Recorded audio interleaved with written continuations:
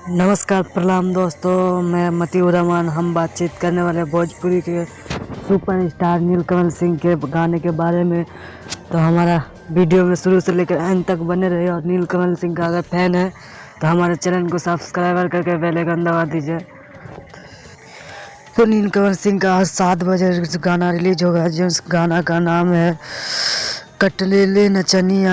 नीलकमल सिंह ने गाया इस गाने को और इस गाने को डांस किया है रानी एक्टर ने मिलकर। नीलकमल सिंह रानी एक्टर ने मिलकर इस गाने को शूट किया है।